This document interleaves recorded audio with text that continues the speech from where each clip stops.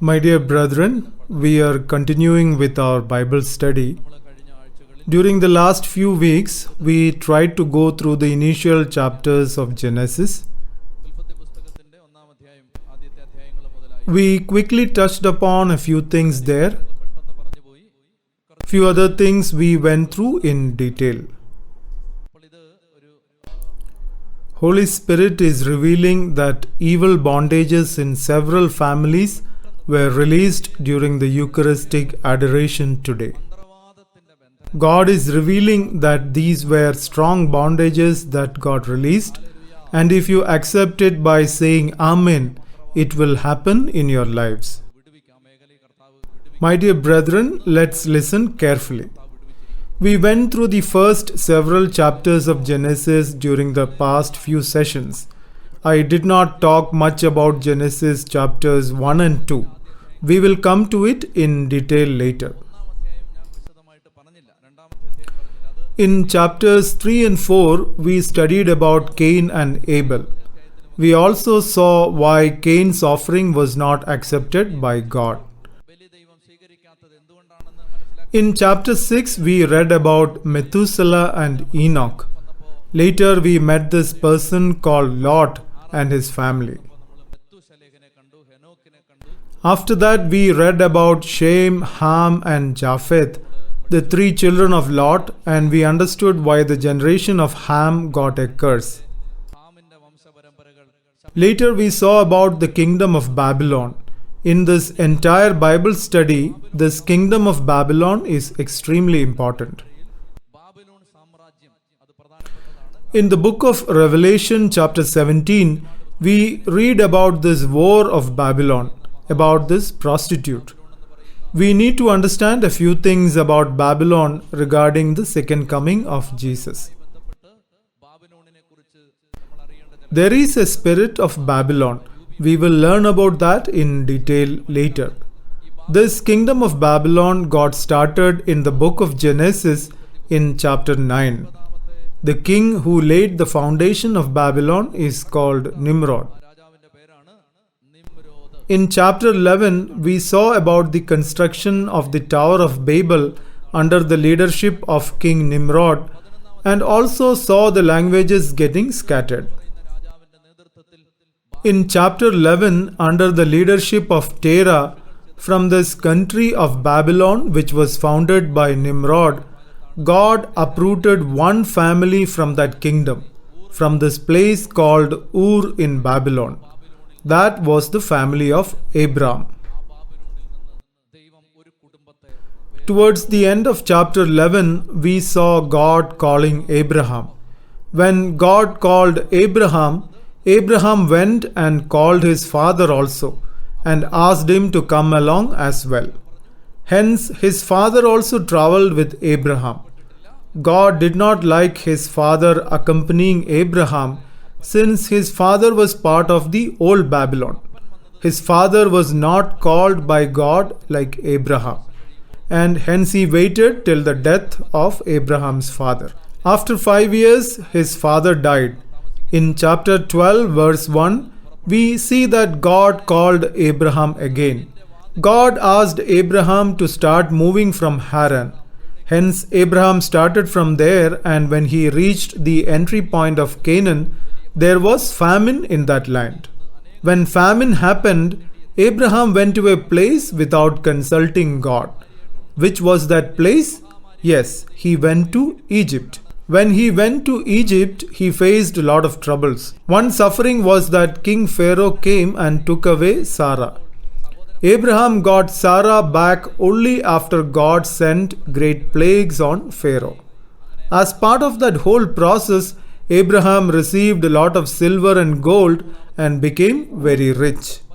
When he became rich, brothers couldn't stay together any longer. Finally, both of them separated. Lot went to a place called Sodom and Gomorrah. In chapter 14, we saw that neighboring countries came together and attacked Sodom and Gomorrah and took Lot and his family as slaves. When a person came and gave Abraham this news, Abraham assembled 318 warriors who were born and brought up in his household, and went ahead to save Lot. After Abraham defeated these 4 kings, when he was on his way back, 2 kings came to meet and greet him. First king was the king of Sodom. When king of Sodom came to meet Abraham, God also sent another king, a priest in a wind, to Abraham to ensure that he doesn't fall into the tempting offers of the king of Sodom. He came in like a wind and went off just like a wind. The name of that priest was Melchizedek. The name Melchizedek means king of peace, king of justice. He was the king of Salem. Later, prophets prophesied about the coming of a person who was the king of justice and peace. Melchizedek was the precursor of Jesus Christ, who was born as the king of peace. Melchizedek came and spoke with Abraham. Abraham, there are 2 sins that could possibly develop within you. First, when you defeat 4 kings with just 318 people, there is a possibility of pride developing within you. Second, after defeating them, when you look at the wealth that is with them, looking at the enormous wealth, you will possibly have a tendency to put your gaze on that wealth. Melchizedek told him that it is God Almighty who is your wealth. Your gaze should not go away from God to all the wealth that you are seeing in front of you. Second, it was not you who fought and won the battle. It was God Most High who gave them into your hands. It was not your ability that won the battle. So Melchizedek saved Abraham from 2 dangers. This is what we understood there. After that, we saw Abraham bringing a complaint before the Lord. My God, I do not have a heir born of my own blood. The servant of my household, Eliezer, is the heir of my household and will inherit all my wealth after I pass away. There is no one born of my bloodline. Hence, what reward are you going to give me, my Lord? God said, you will have a son born from your own bloodline. God gave a vision to Abraham, like the stars of the sky, like the grains of sand. I had talked about this earlier. A nation who walks keeping their gaze on the earth, and another nation who walks keeping their gaze on heaven.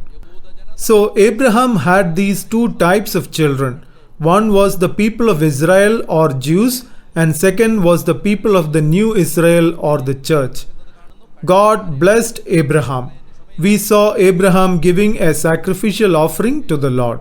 We also saw how Abraham drove away the eagles. Now we have reached Genesis 16. It is afternoon time and there is a possibility that some of you may doze off and fall. More than your sleep, I am worried that you will fall on our floor tiles and will break it.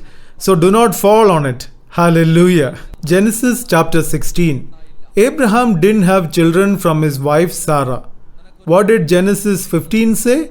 You will have a child out of your own blood. God told this to Abraham and Abraham said amen to it. Sarah waited exactly for a year. Abraham was 75 years old when he got this promise from the Lord. However, Isaac was born 25 years after that. Listen to this.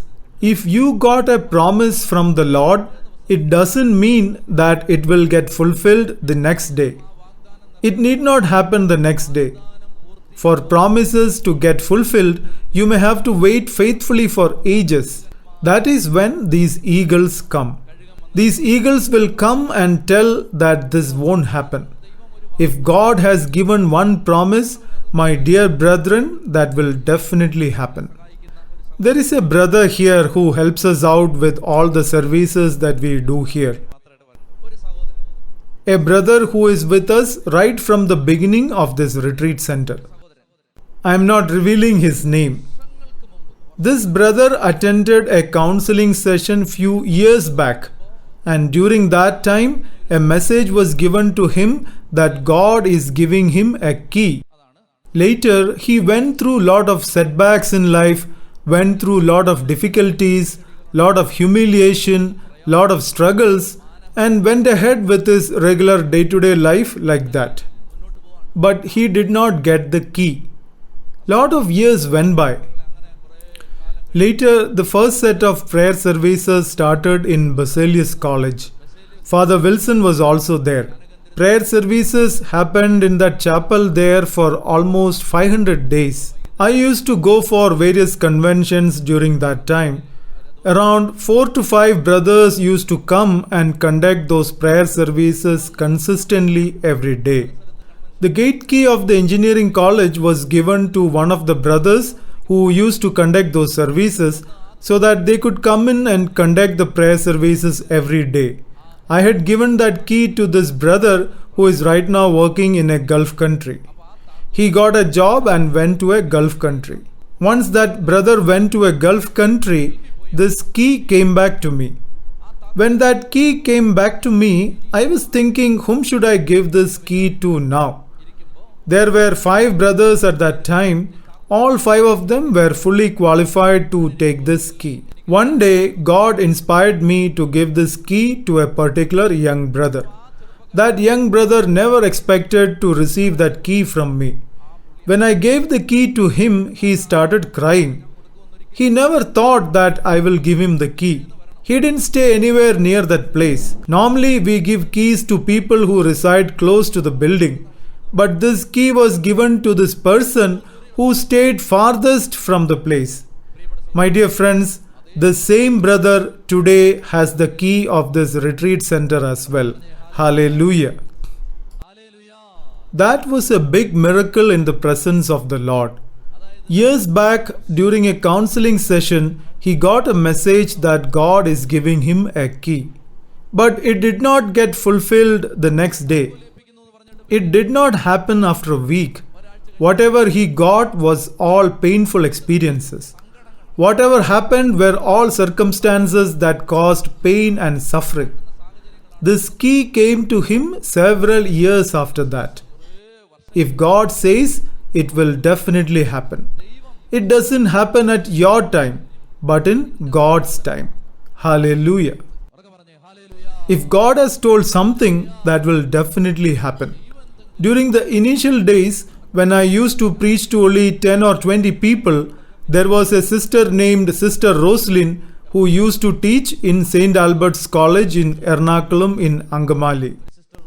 Roslyn's sister used to call me over phone once in a while, and whenever she called me, she used to give me a message that God gave to her concerning me. I am talking about events that happened a long time back. I had just started this preaching ministry at that time. During those days, nobody used to call me. Those were the times when even people in my own church did not want to listen to me. One of those days, the sister called and gave me this message. Father, I am seeing a vision where you are conducting a retreat for hundreds of priests. I somehow held back my laughter thinking that the sister will hear me laughing. I firmly believed that there was no way this could happen. It won't happen, that was my belief. My dear friends, today when I look back, I have conducted retreats for priests in almost 9 dioceses. Hallelujah. In Sehion Retreat Center, Father Vatail once called me to conduct a retreat, and I conducted a retreat for almost 1500 priests. So when this message was told, I didn't even think in my wildest dreams that this would happen. I could not even imagine it. But God said, you will conduct retreat for priests. Hallelujah. Around 4 years back, I was in Attapadi conducting a retreat for priests assembled there.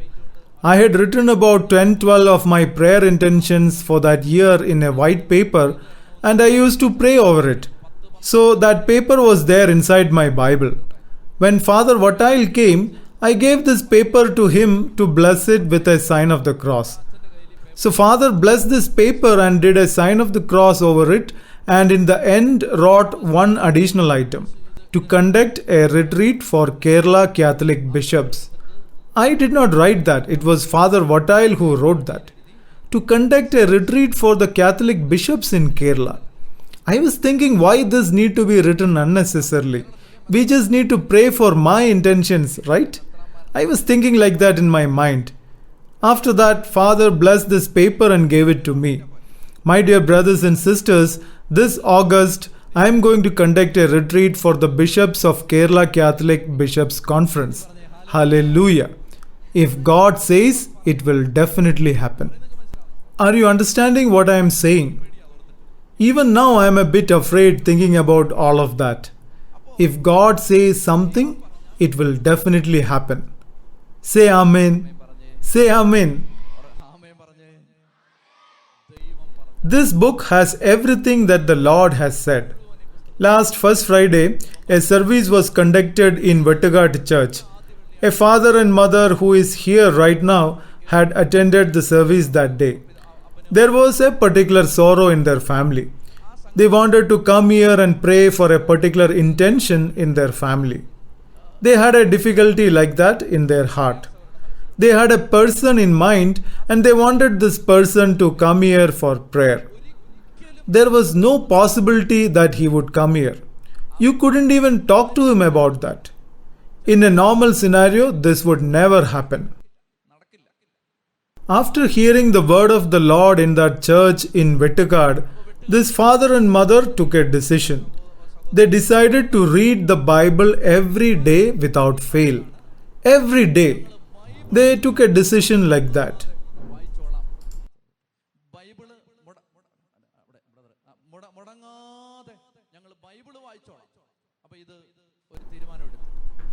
This mother strongly believed in her heart that this particular person will come to Father in this retreat center. This was their intention. This person has to come before Father. This was their intention. Even I also didn't think that this person will come here before the First Friday service. They made this decision sitting in Vettagad Church during last First Friday service. After that, every day they read the Bible and accepted the promises of the Lord and continually prayed. It was Wednesday night. Nothing had happened yet. Nothing moved regarding this intention. Even on Thursday, nothing happened. So they thought, my Lord, this did not happen. My dear friends, think about this also. Even if these people had brought this person to this retreat center, there was no guarantee that I would be present here at that time. That is another issue. You need to listen to this. Yesterday afternoon, this person came here, listened to the word of God sitting here, and went back after that. Hallelujah. This was as per the promise of God, the power of the word of God. They read the Bible and believed and accepted whatever is written there. Half an hour they read every day without fail. I have gotten so many testimonies that I can probably collect all of them and publish a book. How many people? They started to read the Bible and their bondages got released. Hallelujah. What is the magic in this? Do you know? There is no magic in this. When you read the Bible, the reader will believe something that is written there. That is for sure. That is the secret behind that. When he accepts that, it starts happening in his life. Let us lift our hands toward heaven. Without slipping off, let us pray to the Holy Spirit for that grace. It looks like few mothers sitting here were told that we have extra food for the day, and looks like they helped us with a double serving and fell asleep after that. Let us open our hearts and minds and praise God, saying Hallelujah, Hallelujah.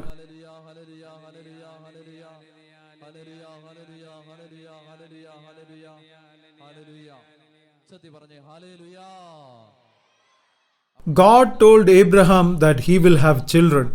He was 75 years old at that time, and he had to wait for another 25 years before the promise got fulfilled.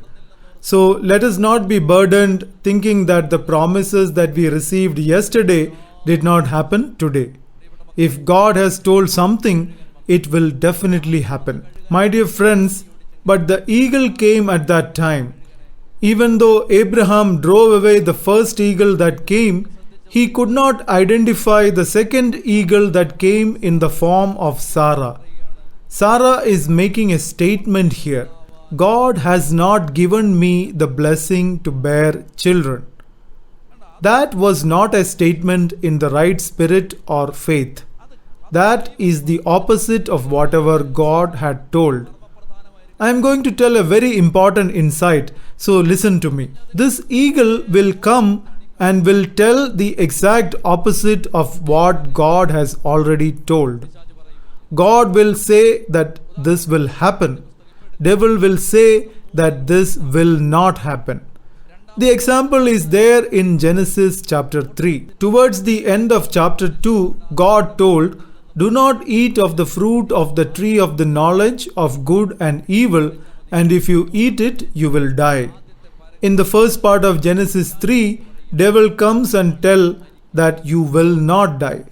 God said you will die. What did Satan say? Satan said you will not die. This is the trickery of Satan. Whatever is told in the word of God, Satan will tell the exact opposite of that. Some people say that Bible will say many such things. Priests and religious will say many things like that. My dear friends, you need to pay attention to one thing. Whatever is said in the Bible only will happen. Only whatever is said in the Bible will happen. If you don't walk in that path, God will make you walk through the paths that has been told in the Bible. There is no other way.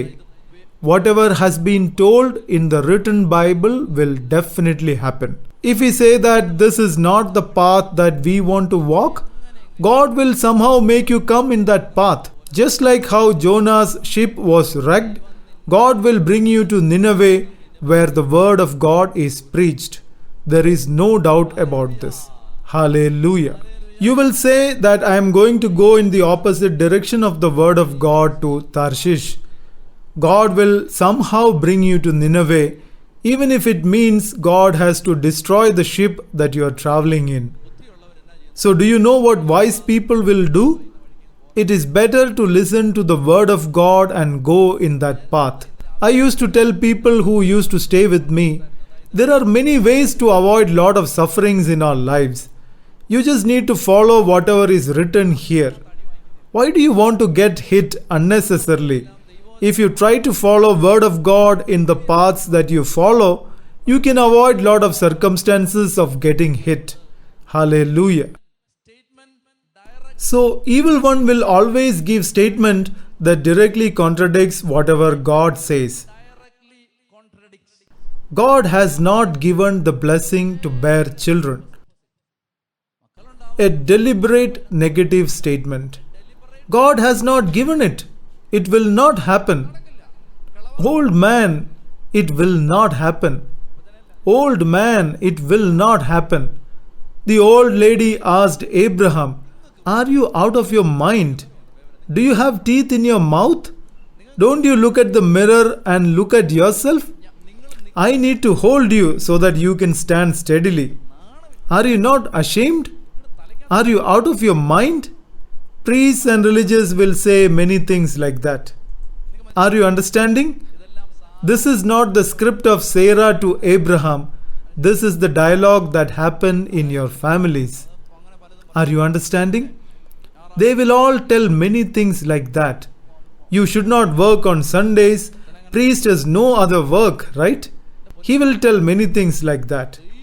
My dear brethren, Satan will tell the exact opposite of whatever God says.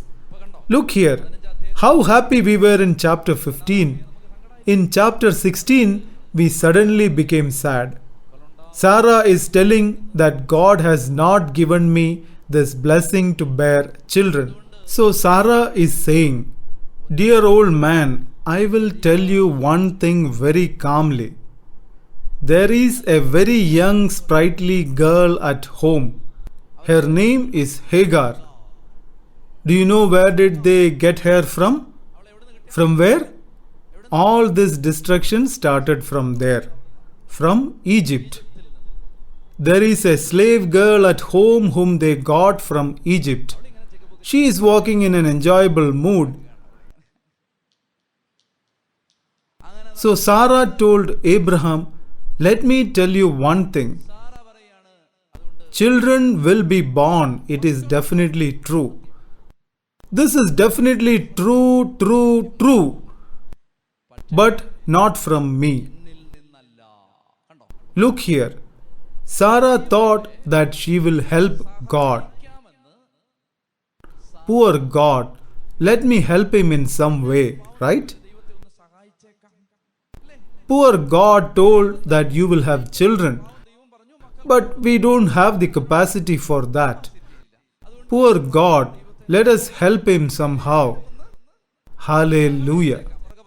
There are many such people who walk around to help God. Let us think about this. Many people should come to Mount Carmel Retreat Center and a big crowd should assemble here. God has given this promise that this hill will be fully filled with large crowds of people. That is a promise given by God. So let us assume Father Daniel thinks like this. Oh, God has told like this. Let me help God. So tomorrow I will put a drawing of Jesus in Holy Eucharist and will call all of you here and say, "Oh, look, there is a big miracle here, a huge miracle." If I make a big scene and call all of you people, 1 lakh people will come here. I was trying to help out God. Do you know what will happen if you try to help God? A nation of people arose who persecuted Christians during that time and even today. It was because somebody tried to help God. There is no need to help God. It may not be a great story to listen to, but still let me tell it. I saw a cartoon sometime back. It is a joke. There is a big statue of our Lord. Below that, a magnet is kept so that the lightning doesn't strike it. One person is saying, "Oh Lord who saved me, a magnet is needed to save you." This is a joke. To save a statue, probably you may have to keep a magnet. But God doesn't need any help from us to save himself. You don't have to help God. Let us think that God is telling like this to one person today. God will save your child. Father Daniel has told that God will save your child. So they are thinking like this. So from tomorrow onwards, let us go in our own ways and take him to a black magician to save him. You should clearly understand the concept that I am trying to explain here. Sarah thought that she will help God. Sarah told Abraham that she had a very good idea, that Hagar is a reasonably good girl. This is a custom that was there in the olden times. So the elder brothers sitting here should not suddenly show more interest here. This is about olden times. Don't say that while I was learning Bible, I suddenly got this great idea. This is about things that happened during the olden times. This is during the time before the law was given through Moses. It could be that a practice like this existed during those times. If one doesn't get children from his own wife, his wife's first servant can give birth to children for him. Look how much this slave girl got promoted, whom they got from Egypt, and what level did she reach.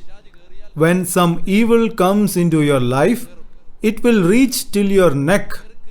Once it starts to put a restless hold on your neck, then only you will realize that it has come this far. Abraham thought that God had promised that he will have children. He had even told Amen to him. But nothing is happening. There is no possibility of a child getting born. They are both in their old age. So if there is no option other than Hagar, then let it be. It was a big blunder. So he took Hagar and she became pregnant. When she became pregnant, she changed her tack and started to act in a completely different way and did not give much importance to Sarah. She started showing complete disrespect to Sarah. I'm not saying this. You can read this in the Bible in Genesis 16:4. And he went into Hagar and she conceived. Do you see how the story suddenly turned? First week itself, Sarah received with full payback. First week itself, Sarah received with full payback. Sarah is the one who created this entire arrangement and she suddenly went into distress. Hagar used to abuse her whenever she saw her in front, telling her that she is accursed. Sarah could hardly walk because of old age. My God, it is me who created this big mess for myself. Sarah told Abraham, even though I am old, I am your original wife. Do not forget this. You are the reason for my distress. I am an object of contempt for both of you. Listen here, this is very important. Abraham told Sarah that Hagar is still your slave. I also committed this big blunder hearing your advice. This is a big distress for me. Earlier she used to stand at the door, now she is coming inside the house as if she owns all of this place. Earlier she used to stay away and used to serve us. He himself was disturbed with all of this. I am facing all of this distress after following your wrong advice. So this is a big disturbance for me. So you go ahead and do as you please. My dear friends, from this first paragraph, this is what God wants to tell us. We do not need to provide unsolicited help to God. Whatever God plans to do, He will Himself do it. God doesn't need help even from a small creature to implement His plans.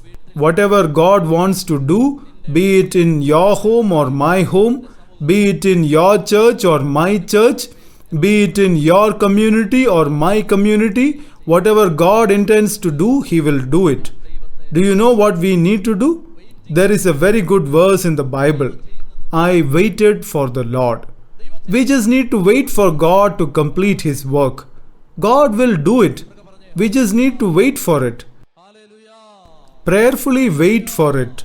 God will do it. I am going a bit faster due to lack of time.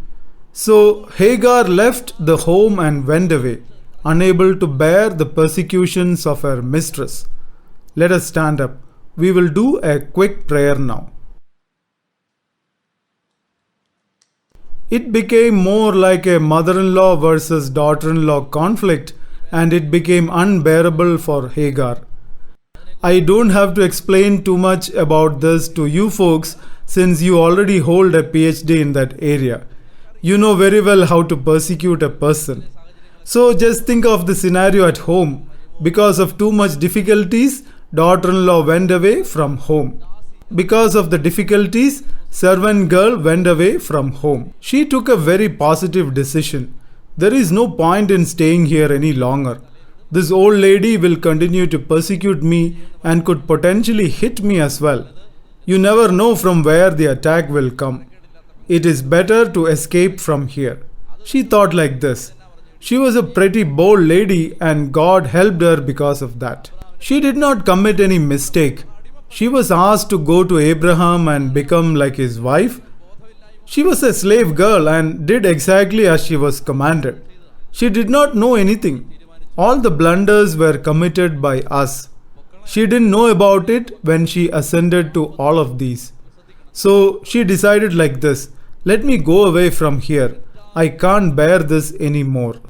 My dear friends, I am going to give a very important insight here. I have seen a lot of people who have broken marital relationships because of some wrong decisions that they took. Both father and mother had warned that this is not the right marriage decision. Isaiah says, "Cursed is the offspring who got into alliances against the will of God and accumulated disobedience." Do you know what will happen? A relationship that is not the will of God. For example, a marriage. This was not blessed by God. It was a mistake. It became a big suffering. My dear friends, during those times of suffering, I have seen lot of people who try to run away from life itself. My life has been destroyed. There is no hope now. Suicide is the only option now. Only divorce is the option now. God is giving us a revelation here. Whatever may be the disobedience that was committed, in whichever way it may be against the will of God, ultimately God will never forsake a person, be it Sarah or Hagar.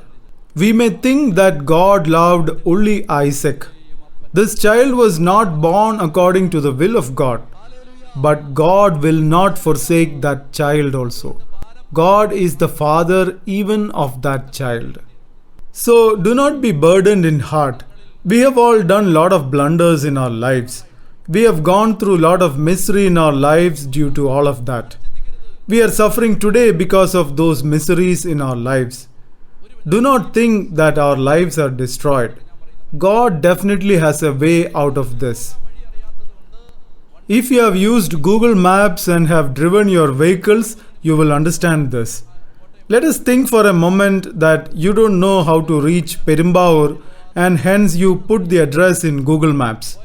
Instead of going via Tengana, you went through another place.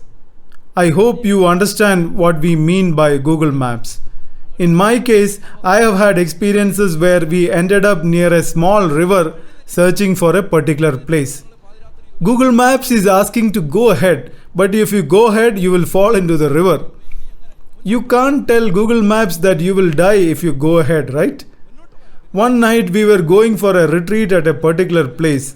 We put the address, it was a hilly area and we were coming down, and suddenly we noticed that the tires of the vehicle are under water.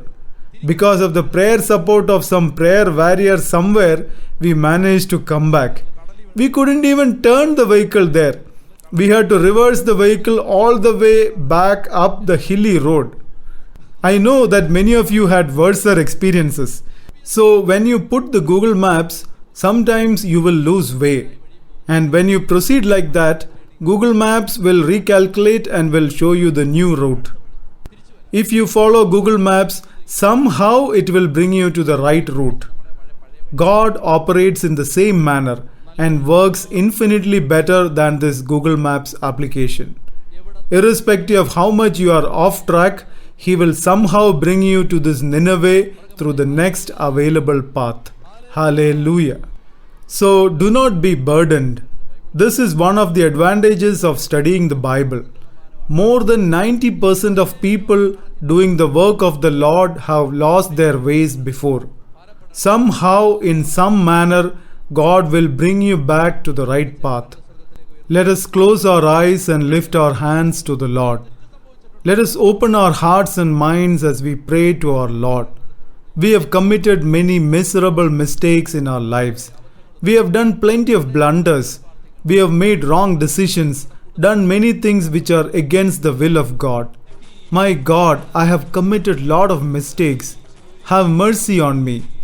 Pray with an open mind, and today in this Mount of Carmel, the bondages in your family will get loosened today.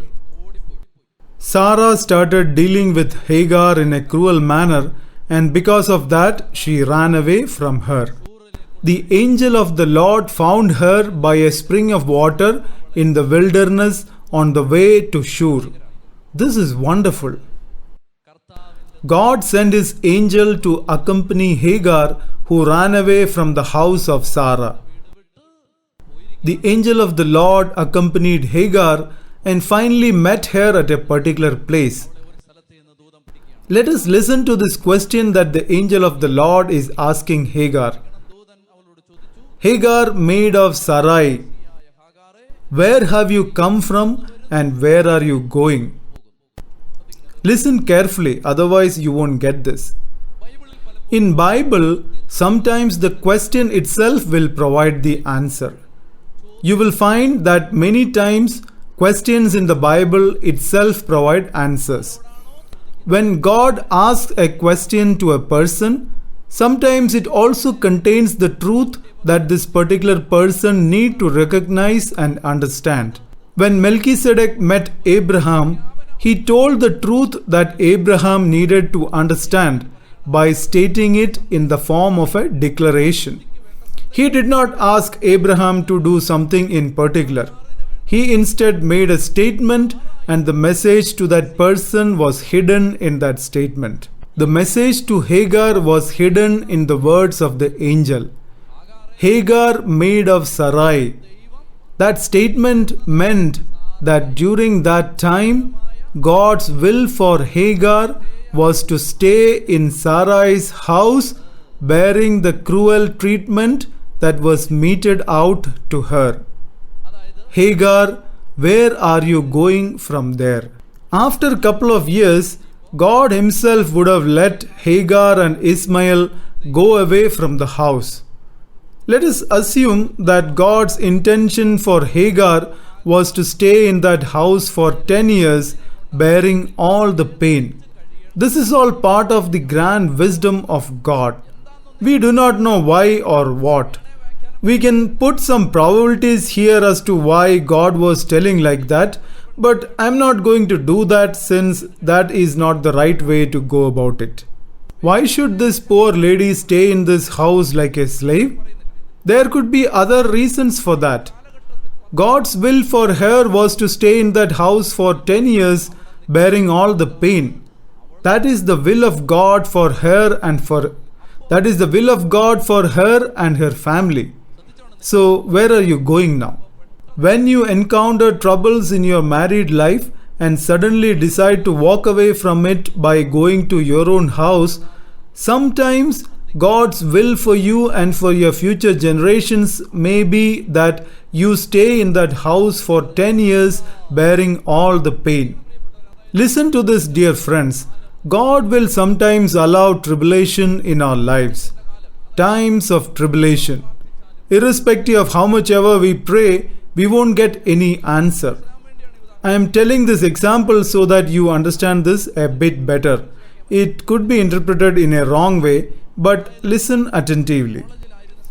During my college years, my bishop told me to continue with my teaching profession, even after telling and requesting multiple times to relieve me from that responsibility. I had this firm conviction to listen to my superior, irrespective of whatever I may think. I continued to teach in college, even though that was not something that I yearned for. It could be the will of God. The priest, who was also the principal of that college, used to tell me very frequently, every now and then, that your calling is to teach in this college. He used to advise me to reduce my retreats and other activities. He used to tell like this to me all the time. After a while, I also started to think that probably my calling was to teach in that college, and probably God wanted me to proclaim His gospel from there. Why should I desire for something that God doesn't want? My dear friends, this part completely surprised me. Almost everybody that I used to meet at that time used to ask me whether my teaching post was made permanent or not. They used to ask me whether there were any problems with that job. Everybody knew that there was a vacancy in that college for an English teacher, but that was not getting approved. People used to ask about it all the time, and I used to feel a bit ashamed about that. Father Wilson knows this. I even requested Father Wilson's help to get my teaching post confirmed. Father connected me with an acquaintance of his to help me out. I contacted that brother and he helped me to move the file to the desk of the person who is supposed to sign it. But that person will never put his signature. He actually is a very important person of the church itself. I used to think like this, my Lord, either send me away from here. I'm not forcefully staying here. I will go somewhere, proclaim the gospel, and will leave. I am not getting released, and the matter is also not getting solved. Think about this. If I am not getting released, then at least this appointment should happen, right? After passing the NET exam, we are roaming around here and there. I am not going to go into the remaining part of my story since some people may get hurt hearing that. Whatever happens inside the college, let it stay inside itself. Essentially, I was facing problems after problems every day.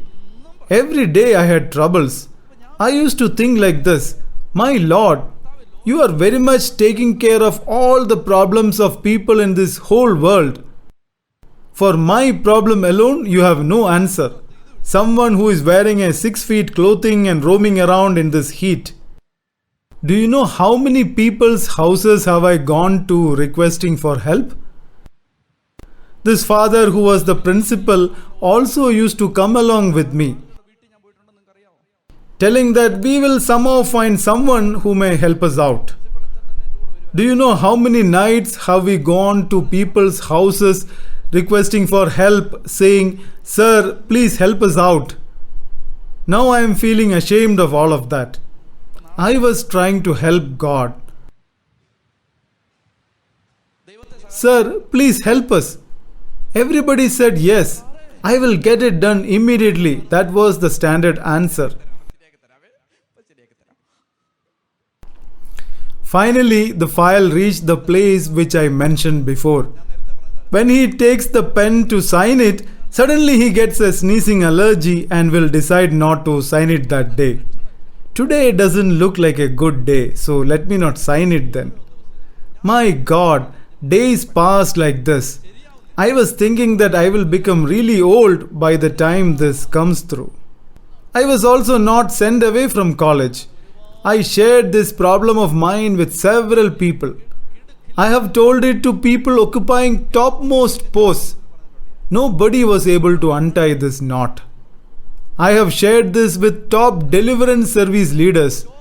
Will you help to untie this big knot so that the signature somehow is put on that? Irrespective of all the deliverance prayers, this knot was still there. Listen to this. I am going to tell a very important insight. All the biggest deliverance prayers did not help to untie this knot. Hallelujah. During those days, God talked with me through one person. That person told me that I was not fully ready yet for God's ministry. It was not for that signature. It was about this person. That person was seeing a vision like this while praying for me. When we drill through a big rock formation and finally reach the bottom part of it, we receive what is called kanmadam or mineral wax. That is the medicine that we receive from the bottommost part of a rock formation. So I was told that the drilling process to reach that part of mine was still in progress and that some more drilling had to happen. So the drilling went on, and finally when it reached the final part, when something good was ready to come out, my bishop called me and told me to go out and proclaim the gospel. It did not still end there. Only a little part had come out, and hence the drilling process had to go on still. That was a big revelation for me.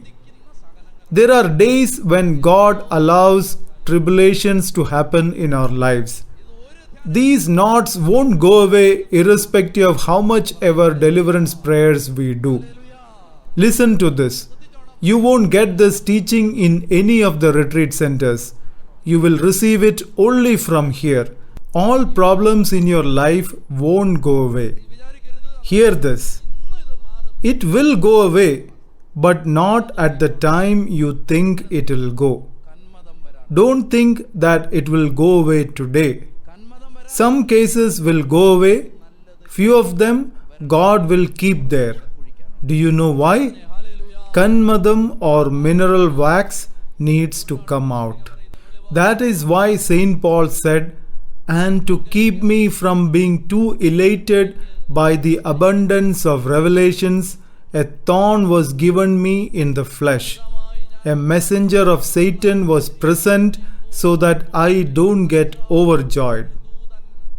All evil spirits will not go away at the time that we want them to go out. God will tell some of the evil spirits to stay there. Stay there for 10 years. Do you understand? Essentially, what I am telling here is this. Just after 4 days, do not run around telling that it is not working out. Do you know what this retreat center is going to teach you? It will teach about the grace to tell hallelujah even when the knot doesn't get untied. Hallelujah. In some cases, the problems will go away only after 2 years. I am teaching you the right thing. Even if you don't come next week, it is still fine. Let me still tell you the right thing. Hagar, go back to where you came from. Turn back and go. This is the depth of the word of God. The angel of God did not build a house for Hagar right in the middle of the desert. The angel did not give her a water connection or set up a few crows to give her food. The angel did not get a few people to take care of the needs of Hagar and did not stand there ensuring her security. He asked her to go back to the place where she came from. My dear children, you should all know that there is a God in the Bible who talks like this. Hallelujah. When your daughter comes home running away from her family, you should be able to tell her to go back. Go back to the place where you were married to. At the gates of Shur, when you meet your Hagar, your daughter, you should be able to tell her, go back to the place where you were married to. Hallelujah. Instead of that, do not support her by constructing a house for her and arranging all the things that are needed for her, and do not make her a good-for-nothing creature. My dear friends, many people who go through sufferings, who serve the Lord but undergo sufferings, when they come to me and share these experiences, I only tell them one thing. You need to accept the suffering that God has allowed in your life. There is no other option. Do not take up a 21-day fast to get that removed from your life. How many bananas can you eat during those 21 days? You will have good health. This will go away only after 2 months. It won't go away after 21 days. Do not waste your time and energy. Hallelujah. I will give you a shortcut. There are a few things inside of us that need to be destroyed. If we ourselves find it and do penance for the same and get those destroyed, we can go ahead much faster. It is one thing to get God to destroy your inner obstacles, and it is another thing to destroy all of it ourselves. Let us assume that God wants us to be more humble.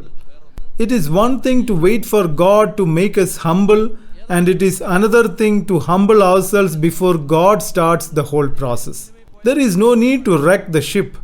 We ourselves just need to go to Nineveh. It will be much less work for God. The angel of God asked Hagar to go back the way she came. Do you understand? I talked about a brother named John Paul whose earlier name was Om Prakash. There was a retreat called Esra Meet in Christine Retreat Center. This was basically a retreat intended for those who serve the Lord. John Paul had come there from Dubai to attend the retreat. I suddenly got an inspiration to call John Paul onto the stage. I called him to the stage and gave him the microphone. John Paul talked about his wife Jenna.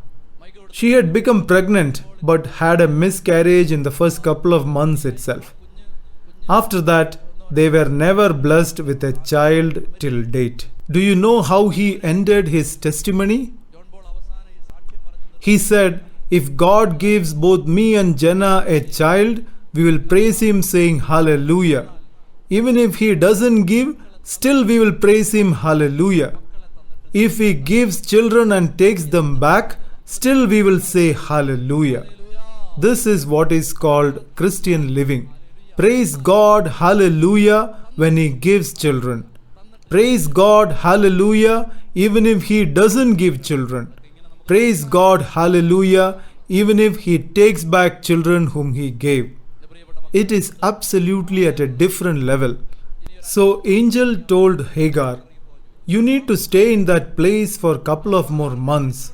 Where are you going right now? Return back to the place from where you came from. Some sufferings God doesn't give, but He allows in our lives. God doesn't give, but He allows it to happen. God allows this suffering. Let that suffering stay there for 3-4 years. I know a lot of people who came to me whose children went into wayward relationships. Few of those people are serving the Lord today in this Mount Carmel retreat center. Some of them have shared this very happily with me. That day when my child went into this wrong relationship, because we came here with lot of pain in our hearts, we received our good Lord into our hearts. Those couple of years, they went through terrible pain and distress. Do you know what is the state today? Those children got very well settled in life, and these people reached the ways of our good Lord. So angel of the Lord told Hagar, go back to where you came from. She told, I am fleeing from my mistress Sarai.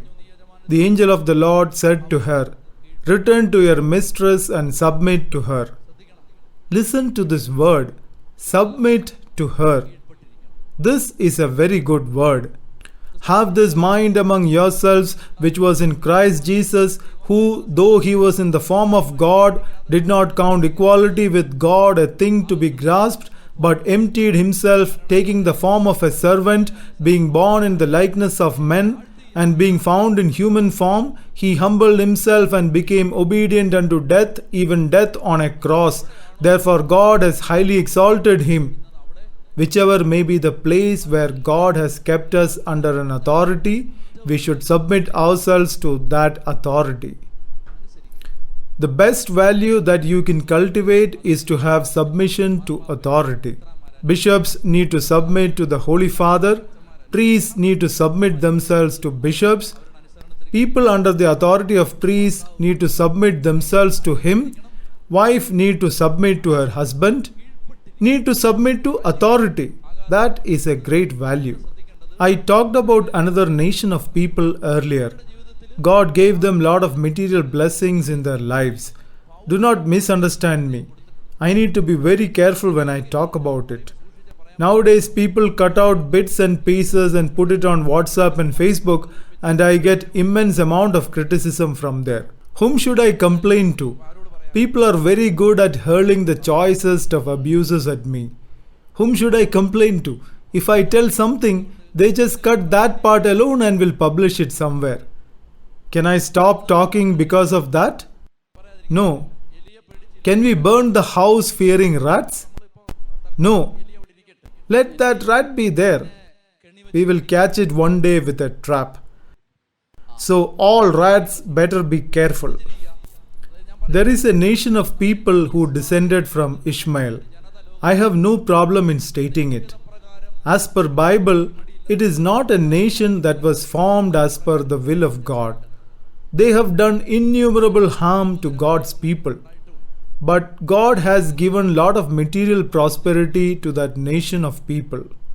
That nation of people is very prosperous.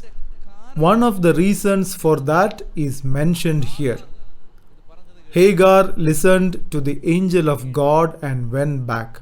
After that, we don't read about Hagar making any noise in the Bible. Kids have quarreled among themselves. Ishmael and Isaac have fought against each other. That is in their nature. It is written here that your son will be a big troublemaker. So they fought among themselves, and this mother is not responsible for that.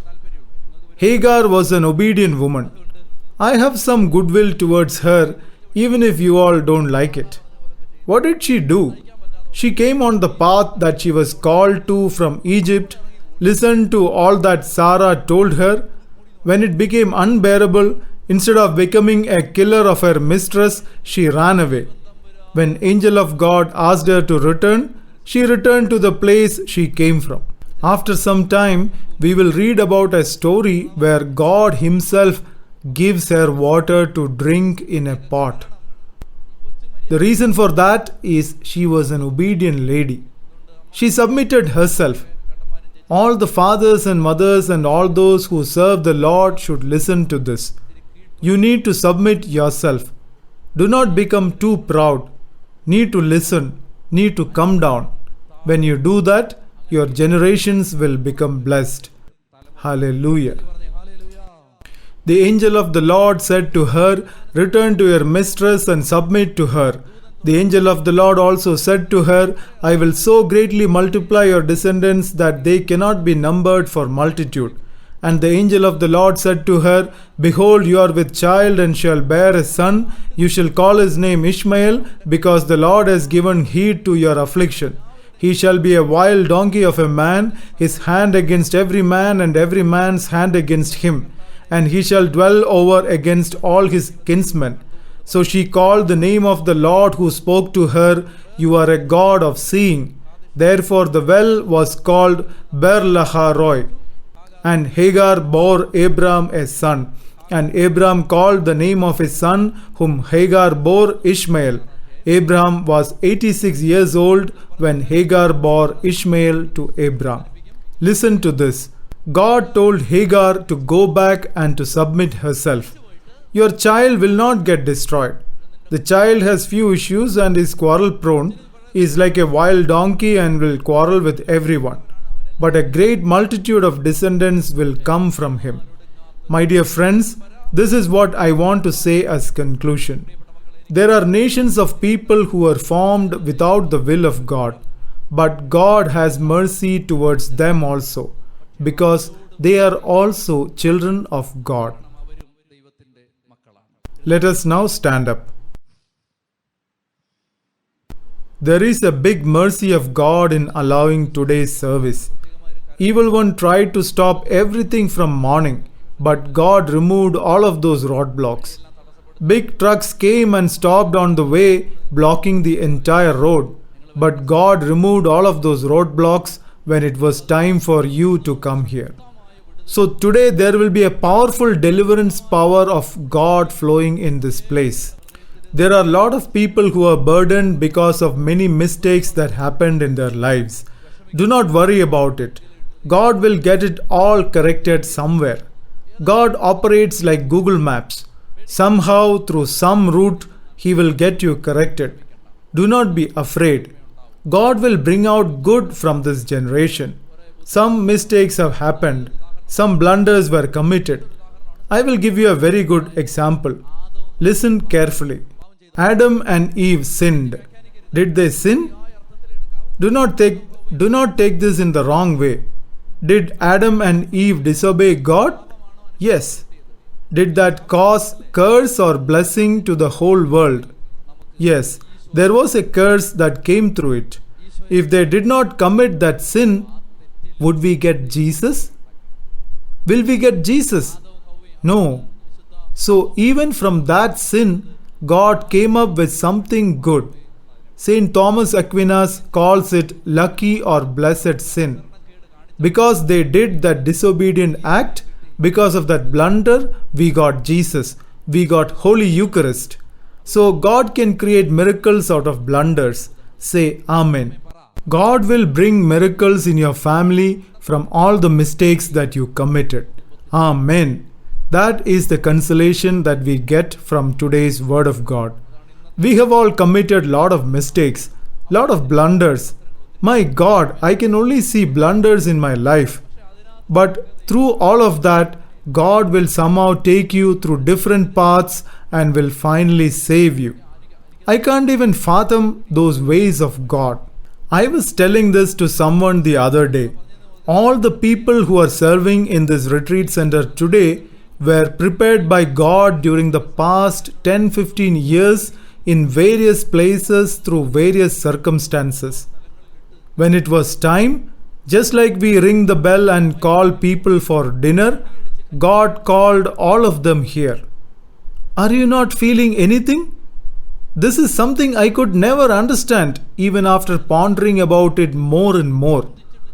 God made every person to live in a particular place and kept growing them spiritually there. None of those people even thought about any retreat center or any retreat. Nobody knew anything.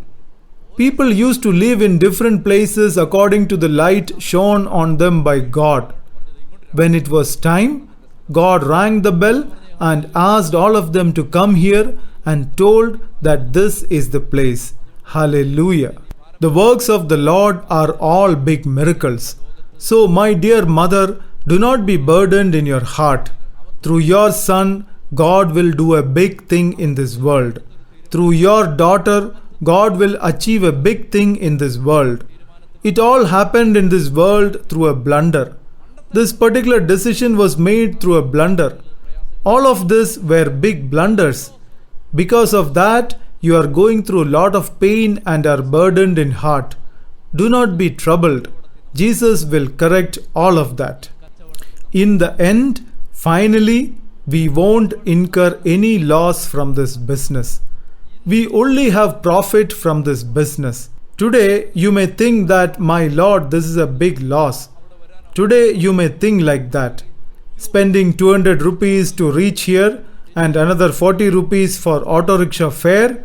My God, this is a loss for me.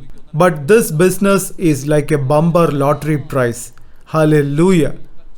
So, my dear friends, we only have profit from this business. Only profit. In the end, finally, when we tally all of this expense and draw a line in the end to calculate the net balance, looking at that figure that comes up there, you will bow down your heads and will cry. You only have profit out of it. Hallelujah. The eagle will fly down and will tell that this is a loss for you. It will tell that this is a loss-making business. But in the final calculation, it is extremely profitable for you and for your generations to come.